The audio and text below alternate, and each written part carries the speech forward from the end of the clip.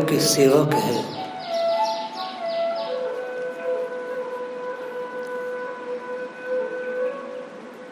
श्री कृष्ण गायों के सेवक हैं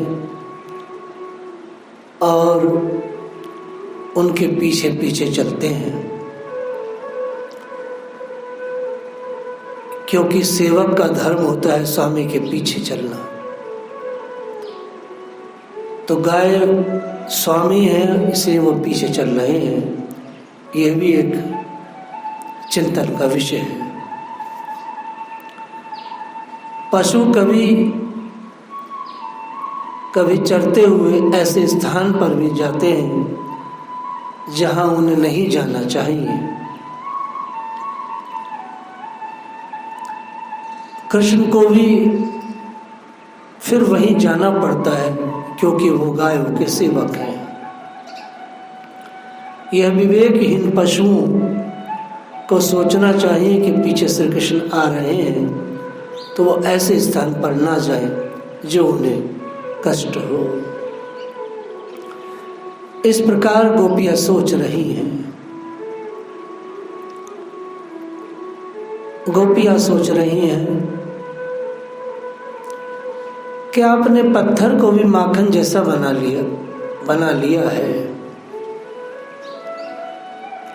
पत्थर माने गिरिराज, क्योंकि भगवान जहां भी चरण लगते हैं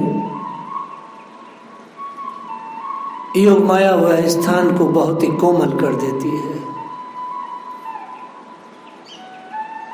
ये बात गोपियां जानती हैं कि भगवान अपना चरण सुकोमल स्थान पर ही रखते हैं।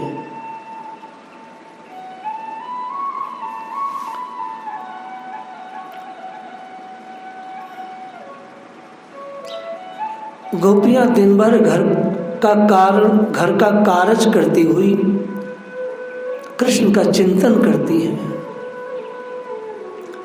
कैसे कंकड़ों पर चल रहे होंगे, कोई कांटा तो नहीं लग गया होगा, धूप में तो नहीं चल रहे होंगे, गर्मी में कितने परेशान हो रहे होंगे। यह सब चिंतन करती हुई श्री गोपियां बेसुध हो जाती हैं। घर का कार्य करती हुई दुखी रहती है। वास्तव में इस प्रकार का चिंतन भी अपने आप में परम सुखदायक है, क्योंकि ये श्री कृष्ण के लिए है, ये श्री कृष्ण का है।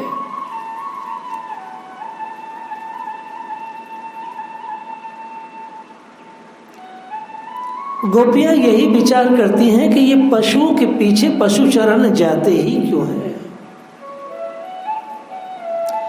आपके चरण ऐसे नहीं है जो इस प्रकार कंकड़ों पर चले। हमें दुख देने के लिए ही शायद आप वनों में जाते हैं। गोपियां मन को समझाती हैं, रे मन तू क्यों चिंता करता है, वो दिन में ही तो जाते हैं। तो गोपियों का मन कहता है, रे कठोर हृदय तू ये नहीं जानता कि वह सब तरफ दौड़ते हैं। गोपी मन से कहती है तू चिंता मत कर, वे पद विन्यास करके चलते होंगे। मन कहता है, रे कठोर, खुरों से और मुंह से पशुओं के घास एकदम खुरदरी हो जाती है। उस खुरदरी भूमि पर जो गायों ने खाया है और अपने खुरों से खूंदा है, उस पर वो कैसे पद विन्यास करेंगे। मन कहता है, अरे मूर्खे, उनके चरण बहुत सुकुमार हैं, क्या वे वृंदावन की धरती पर चलने योग्य हैं। गोपियां कहती है, रे मन बात ठीक है, पर देख भला, वह देखभाल कर चलते होंगे। मन कहता, अरे भोली, उन्हें क्या आवश्यकता है पशु चराने की।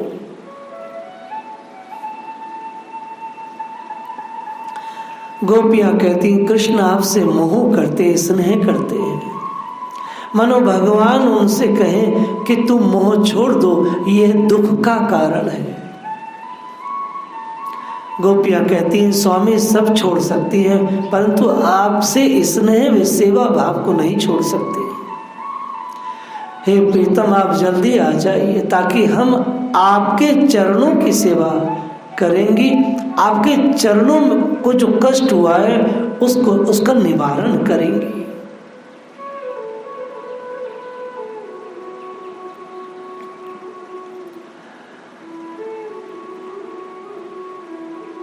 प्रणय गीत में से गोपियों ने कहा भी है, आप हमें जाने को क्यों कह रहे हैं? हम यह जाने के लिए नहीं आई हैं, हम तो सब कुछ छोड़ करके आई हैं। जो सब कुछ छोड़ करके आता है वो जाने के लिए नहीं आता है कृष्ण। गोपियां जरा सा भी नहीं सोच रही हैं कि उनके घर का क्या होगा, उन्हें कुछ भी याद नहीं आता है। उन्हें तो बस याद है तो बस केवल श्री कृष्ण की मधुर स्मृतियों में डूबी हैं, वही उभरे हैं, वही रो रही हैं।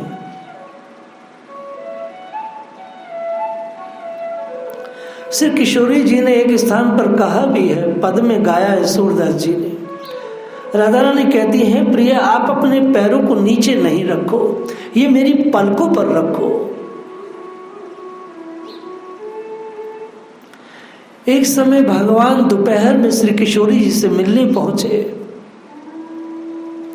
दोपहर की इतनी कड़ी धूप देख करके राधा रानी मूर्छित हो गई। आप दोपहर में इस प्रकार ना आया करें, आपका चरण कमल इतना सुकोमल है, हम अपने हाथों से हल्के से छूती हैं, उन्हें हम अपने स्तनों पर रखने से भी डरती हैं। यह कठोर, कहीं आपको कष्ट होता होगा। इतना सुकोमल है आपका चरण कमल, हमें सेवा करते हुए ध्यान रखती है। हम स्त्री का सबसे कोमल अंग है उसका स्तन, उस पर श्री गोपियां भगवान के चरणों को रखते हुए डरती हैं। ब्रजभूमि हमेशा शीतल रहती है, भगवान की सेवा करती है। हमेशा गोपियों का हृदय कमल सरोवर की तरह है, भगवान उसमें बहुत आनंदित होते हैं। वास्तव में देखा जाए तो भक्ति का प्राण तो भाव ही है। मन से की हुई सेवा ही वास्तविक सेवा है। यदि भगवान घर पर रहते हैं तो उन्हें चिंता नहीं रहती, ब्रज से बाहर जाते हैं तब श्री गोपियों को बहुत चिंता होती है। दिन परीक्षा है नील कुंतले,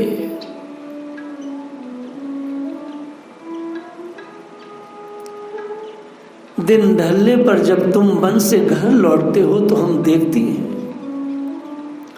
कि तुम्हारे मुख कमल पर नीली नीली अलके लटक रही हैं और गांव के खुर से उड़ रहे घनी धूल पड़ी हुई है।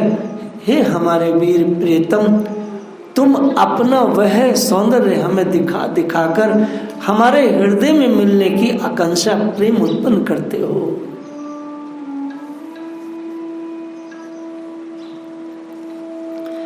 भगवान इस प्रकार से थकने की लीला करते हैं कि जैसे वो थक गए हैं। जब सुबह जाते हैं तो श्रृंगार करके जाते हैं, परंतु सायंकाल जब आते हैं तो सब कुछ बिखरा होता है। गोपियां ये देख करके उन्हें दुख होता है। श्रीपाद सनातन गोस्वामी ने लिखा है, यही वह समय होता है कि थोड़ा सा सुख मिल जाता है। जब वे कृष्ण को हंसते हुए लौटते हुए देखती हैं तो उन्हें परम शांति मिलती है, लेकिन वह ठीक से दर्शन नहीं कर पाती हैं। परिजन नीचे बैठे रहते हैं, गोपियां थोड़ा ऊपर को होती हैं, परंतु भगवान अंतर्यामी हैं, मन की बात जान जाते हैं।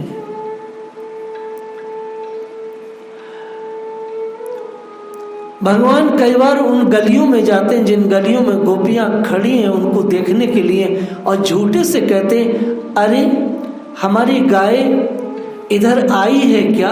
क्योंकि गाय कुछ थोड़ी कम लग रही हैं, इधर कोई गाय आई तो नहीं है, कोई इधर छुप तो नहीं गई है, कोई बैठ तो नहीं गई है। इतनी थोड़ी सी देर देखने पर ही गोपियों का कष्ट और बढ़ जाता है, क्योंकि कोई बात तो हो नहीं पाती है। भगवान को जल्दी ही नंद भवन जाना होता है, क्योंकि माँ यशोदा उनकी प्रतीक्षा कर रही होती है। गोपियों को पलक गिरने का महान दुख होता है। वह कहती है, ब्रह्मा और निमि महाराज तो बहुत बुरा किया है जो हमारे मुख पर बैठ गए। एक निमिष भी वह श्री कृष्ण को देखे बिना जी नहीं पाती हैं। गोपियां कहती हैं कि देवता कभी भी श्री कृष्ण के दर्शन नहीं करते हैं, सो उनको तो ऐसी आंख दी है जिनकी पलकें ही नहीं है, क्योंकि देवताओं की पलकें नहीं झपकती है, और हमारी पलकें हैं क्योंकि हम श्री कृष्ण का दर्शन करना चाहती हैं, हमको पलक देती है। ये ब्रह्मा ने क्या कैसी उल्टी रीति अपनाई है।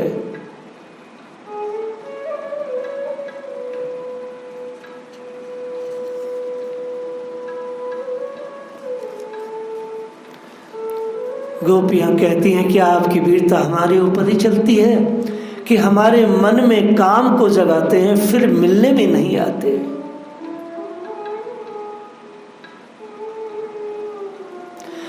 हे कृष्ण, जिस समय आप लौटकर ब्रज में आते हैं वह काम का समय होता है।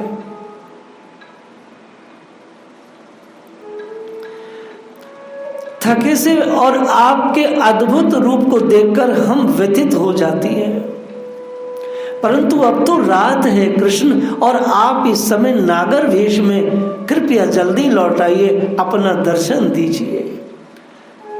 गोपियां गोपी गीत गा रही हैं। गोपियां इस प्रकार से चिंतन कर रही हैं, इस प्रकार से वो अपने मन को मना रही हैं, इस प्रकार से भगवान को साध रही हैं। बिलमंगल ठाकुर ने कहा है, वह माधुर्य, वह रास, वह चितवन किसी और की नहीं है, विष्णु राम शंकर किसी की भी नहीं है। बस प्रेम करने योग्य यदि कोई है आराध्य तो केवल और केवल ब्रज नंदन ही है।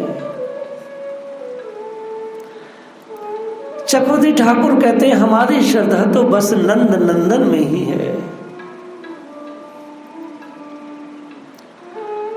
भगवान विष्णु तो केवल अटेंशन रहते हैं और बस शंख ही फूंकते रहते हैं। मुरली तो केवल और केवल कृष्ण बजाते हैं। कितनी रम्य उपासना, कितनी अद्भुत उपासना है गोपियों की। गोपी गीत में हम देखते हैं चपला, श्री जी को कहा जाता है चपला, और लक्ष्मी जी को भी चपला कहा जाता है।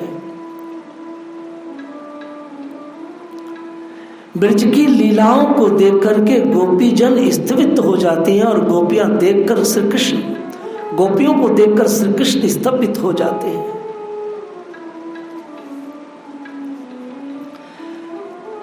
श्री कृष्ण की आंखें कैसी हैं, लावण्य अमृत की लहरें फेंकती रहती हैं। भगवान की आंखें हमेशा लावण्य अमृत की लहरें फेंकती रहती हैं।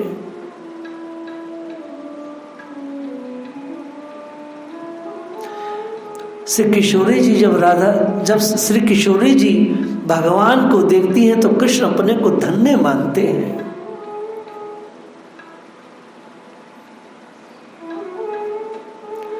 भगवान को देखकर अनेक प्रकार की कामनाओं का उदय होता है। गोपियां लगातार भगवान को पीती हैं और लाखों कामनाओं के समुद्र में डूबती जाती हैं। भगवान बहुत रसिक हैं, उन्हें उनकी रसिकता ही तो भाती है गोपीजनों को। श्री गोपियों को भगवान की जो रसिकता है वो इतनी भाती है कि सब कुछ उन्होंने छोड़ दिया है।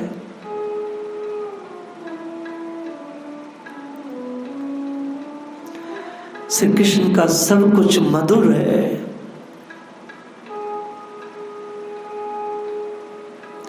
श्री गोपियां तो भगवान के अधर को ही मधुर क्यों कह रही हैं, इसके पीछे एक बात है।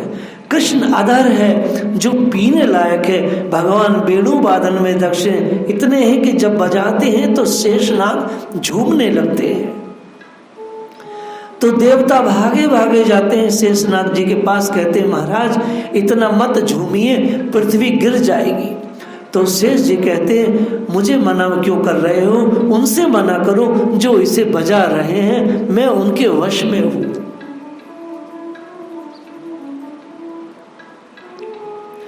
इतना किशोर, इतना वक्ता, इतना तारुण्य, इतना लीला कटाक्ष, इतना सौंदर्य, ऐसी किशोर अवस्था विष्णु में नहीं है।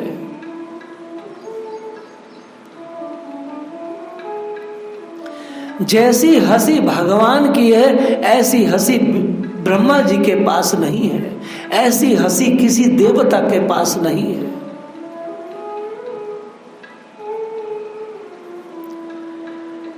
ब्रह्मा जी हमेशा चिंता में लगे रहते हैं और क्षीर सागर पर पड़े रहते हैं, भगवान विष्णु के सामने हाथ जोड़े, आप अवतार लीजिए, अवतार लीजिए, धरती संकट में है।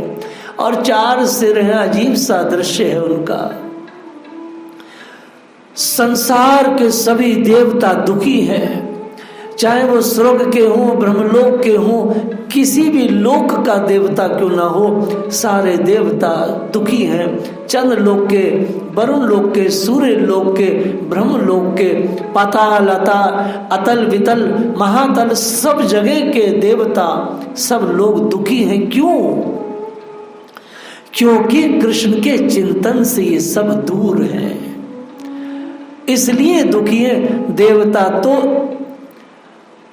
इतना ही जानते हैं कि भगवान कृष्ण बड़े बलवान हैं, लेकिन वह कृष्ण का चिंतन नहीं कर सकते, इसलिए हमेशा दुखी रहते हैं। श्री कृष्ण में रसिकता और करुणा और कारुण्य दोनों है, ये किसी में भी नहीं है। वह सर्वसुलभ है। भगवान जब मुस्कुराते हैं, माधुर्य की वर्षा करते हैं। नारायण में ये सब चीजें दुर्लभ हैं।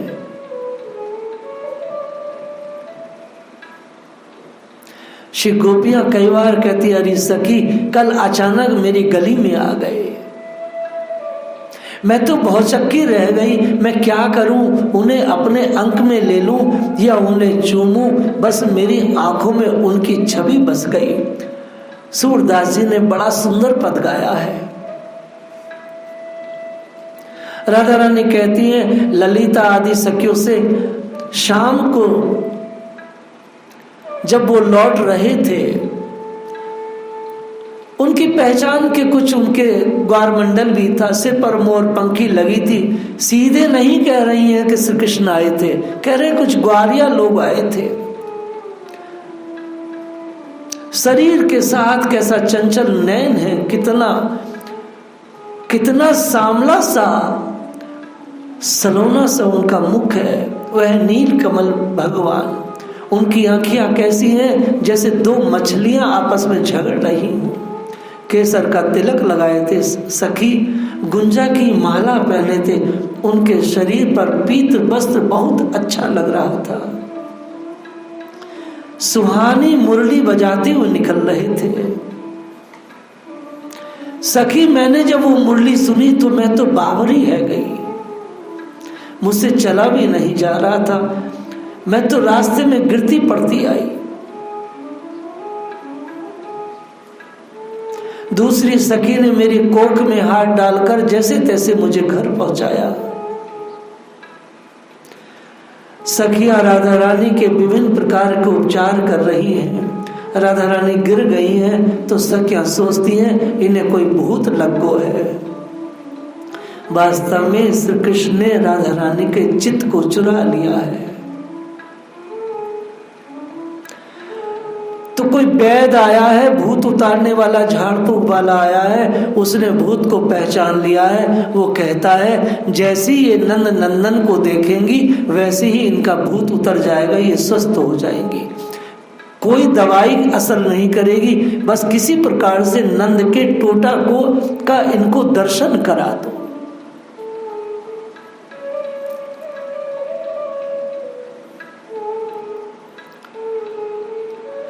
श्री गोपियों ने गोपी गीत क्या गाया है, संसार का सबसे माधुर्य गीत है।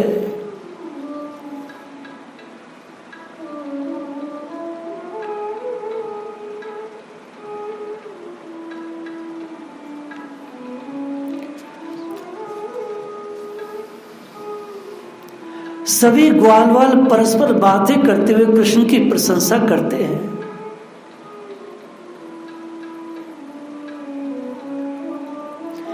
ब्रज में आज ये कौन महाविभूति पैदा हो गई है, इनके गुण अगम है। जब से इन्होंने ब्रज में अवतार धारण किया है तब से कोई घात या उत्पात नहीं हुआ है।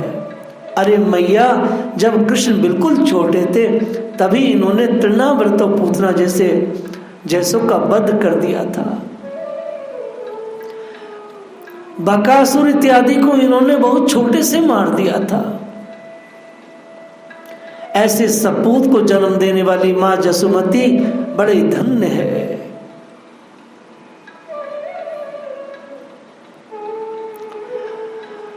इस तरह की मां यशोदा की चीजों को याद कर रही है।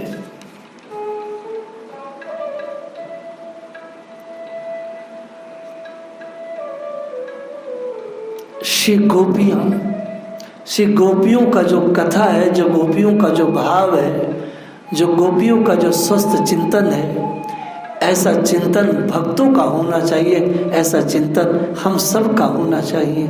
जय श्री राधे।